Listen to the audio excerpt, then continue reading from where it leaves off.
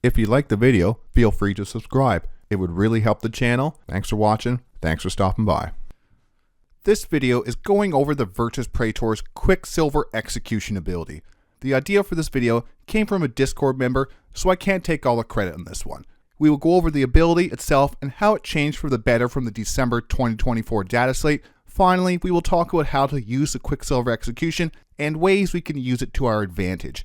I have provided some pictures and video examples for this as well. The Vertus Praetors do have the martial kata ability, so they will have access to sustain hits 1 or lethal hits in the combat phase. Let's take a quick look at the Shield Captain on Dawneagle Jetbike and the Vertus Praetors datasheet. The Shield Captain has a movement of 12, toughness 7, a 2-up save with a 4-up invulnerable, 8 wounds, 6 leadership, and an OC of 2. For ranged weapons, we have the Salvo Launcher, 24-inch range, 1 shot, hitting on 2s, strength 10, AP 3, damage D6 plus 1, and twin linked. Or you could have the Hurricane Bolters with 18-inch range, 3 attacks, hitting on 2s, strength 4, AP 1, damage 2, and they are rapid fire 3 with twin linked. The melee weapons for the Shield Captain, he does have the Interceptor Lance with 6 attacks, hitting on 2s, strength 7, AP 2, damage 2, with the Lance ability, so he will have +1 to the wound roll when he is charged that turn. The abilities, Martial Kata, Sweeping Advance, and Strategic Mastery. Strategic Mastery is that once per battle round, we can reduce the cost of a stratagem by 1 CP. And then Sweeping Advance, once per battle at the end of the fight phase if this model's unit has fought this phase. If it is within engagement range of 1 or more enemy units, it can make a fallback move. Or, and this is important right here, if it is not within engagement range of 1 or more enemy units, it can make a normal move. The Vertus Praetors, they have 12-inch move, toughness 7, 2-up save, 4-up invulnerable, 5 wounds, 6 leadership, and OC of 2. They have the same range weapons as the Shield Captain on Dawneagle Jetbike. The melee weapons are the same as the Shield Captain as well, but 5 attacks instead of 6. The abilities, we have Turbo Boost, and the topic of this video, Quicksilver Execution. Turbo Boost gives the unit an auto advance 6 inches, and Quicksilver Execution is a once per battle. After this unit ends a normal or advanced move, you can select one unit excluding monster or vehicles that it had moved over during that move. Roll 1d6 for each model in this unit. For each 2+, the enemy unit suffers 2 mortal wounds. Quicksilver Execution is one of the 2 abilities on the Vertus Praetors datasheet. It is a once per game ability though. The Shield Captain on Dawneagle does not have this ability, but would be counted in the total number of models in this unit.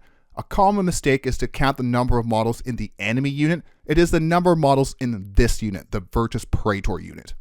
Before the December 2024 Dataslate, we could only use this ability if we had done an advanced move over the enemy, which for those wondering, no, the Vertus Praetors do not have assault or any way in all of our 5 detachments to get assault or advance and charge.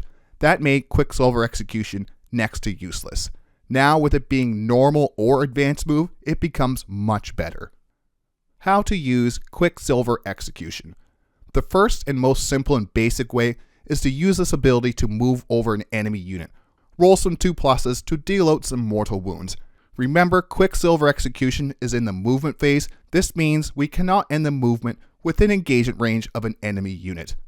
They also do not move through terrain features such as ruins without stratagem support. Since they are a mounted unit, they can't just smash through terrain. Moving around terrain and then over an enemy unit can be hard even with the 12-inch movement.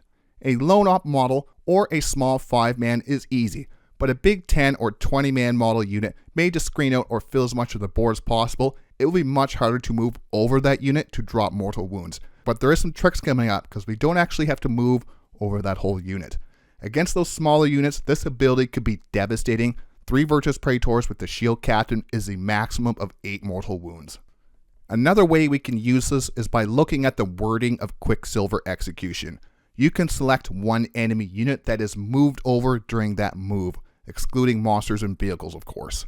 What this means is we do not have to move across that whole unit. We can just fly over the tip of one model in that unit. Then we can land the Vertus Praetors where we want, possibly out of some line of sight cover or ready for a charge, and then we can still use Quicksilver Execution even though we just flew over the tip of that unit. These Vertus Praetors have the fly keyword, so you don't have to worry about when you fly over the tip of the unit, you could be in engagement range, so you'll be flying over them just a little bit, drop the bombs, and then land where you want. Have an enemy unit 10 inches away, we move 10.5, so we just barely move over the enemy unit, and then move back 1.5 inches to make our 12-inch movement, use Quicksilver Execution on that unit, and then shoot and charge that enemy unit. Or we possibly have a pesky lone-op model or a unit that has a few models left 3 inches behind our Vertus Praetors, but we also have an enemy unit in front of our bikes we want to charge that is about 9 inches away. Throw those backup lights on, move back 4 inches, and then move ahead 8 inches. That way we can drop some mortal wound Quicksilver bombs on that pesky unit and still have a 1-inch charge into that other enemy unit. The thing to remember is that we do not need to move over the entire enemy unit, we just need to tag that unit in the movement phase. The Shield Captain on Dawneagle's ability, Swooping Advance, if the unit is not within engagement range, this unit can do a normal move. This means we can use Quicksilver Execution after we end the normal move, some Sweeping Advance. We credit Nicholas B. from our What's Winning Right Now, Episode 2, and the Talons of the Emperor detachment, the Talon Pincer for 1 CP, the Stratagem for reactive move. This is a normal move, meaning once again we could use Quicksilver Execution at the end of that 6-inch reactive normal move. And once again, credit to Nicholas for pointing this out. We can also go for the triple threat. If we get lucky, we can take out 3 units. The shooting and the melee of the Vertus Praetors are both quite potent. We fly over 1 unit, end that movement close enough to make a reliable charge into the second unit, as well as be in range of a 3rd unit with either our salvo launchers or their hurricane bolters, Quicksilver Execution on the first unit, shoot the other unit to death, and hopefully charge and kill the last unit for that triple threat. I think the more we play around with these Vertus Praetors, the more builds will come out using them to win tournaments. Adeptus Custodes have very little units and abilities that do deal mortal wounds. This is a reliable way to get at least a few mortal wounds on a key unit if needed. We could also drop these bombs as soon as possible just to make sure we do get use of this ability and not leaving extra damage on the table. The buff to Quicksilver Execution and the changes to the Vertus Praetors, they are in a much better place now than how they were in most of 10th edition. And for a little bonus here, I'll show you how to stop the fights first with these bikes if we need to. So we have 2 units of Berserkers here. The one on the right by the ruins has a Master of Execution with fights first. The one on the left is just a 5-man Berserker unit.